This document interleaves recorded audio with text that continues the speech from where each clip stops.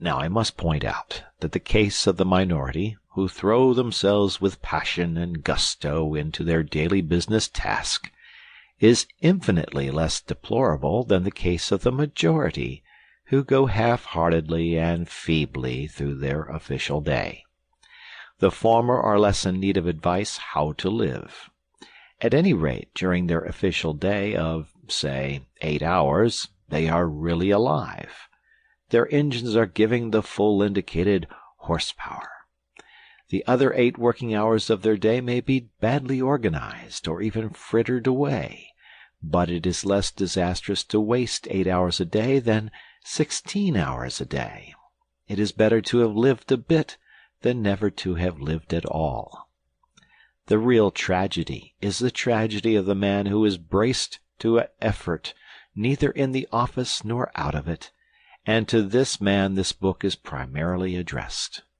But, says the other and more fortunate man, although my ordinary program is bigger than his, I want to exceed my program too. I am living a bit. I want to live more. But I really can't do another day's work on the top of my official day. The fact is, I, the author, ought to have foreseen that I should appeal most strongly to those who already had an interest in existence. It is always the man who has tasted life who demands more of it. And it is always the man who never gets out of bed who is the most difficult to rouse.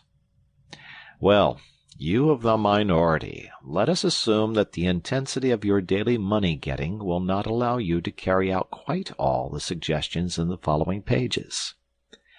Some of the suggestions may yet stand. I admit that you may not be able to use the time spent on the journey home at night, but the suggestion for the journey to the office in the morning is as practicable for you as for anybody. And that weekly interval of 40 hours, from Saturday to Monday, is yours just as much as the other man's, though a slight accumulation of fatigue may prevent you from employing the whole of your horsepower upon it.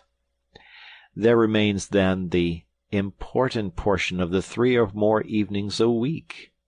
You tell me flatly that you are too tired to do anything outside your program at night.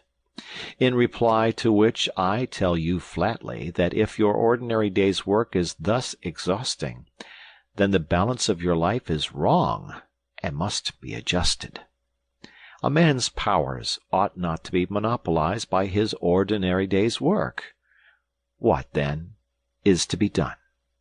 The obvious thing to do is to circumvent your ardor for your ordinary day's work by a ruse. Employ your engines in something beyond the program before, and not after, you employ them on the program itself. Briefly, get up earlier in the morning. You say you cannot. You say it is impossible for you to go earlier to bed of a night. To do so would upset the entire household. I do not think it is quite impossible to go to bed earlier at night. I think that if you persist in rising earlier, and the consequence is insufficiency of sleep, you will soon find a way of going to bed earlier. But my impression is that the consequences of rising earlier will not be an insufficiency of sleep.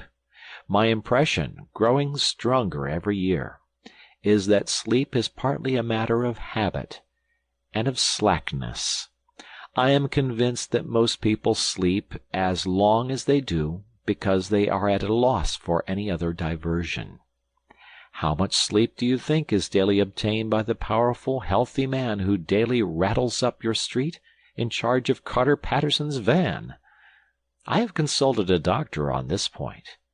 He is a doctor who for 24 years has had a large general practice in a large flourishing suburb of London, inhabited by exactly such people as you and me. He is a curt man, and his answer was curt. Most people sleep themselves stupid.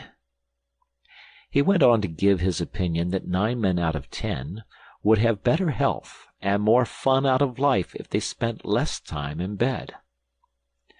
Other doctors have confirmed this judgment, which, of course, does not apply to growing youth.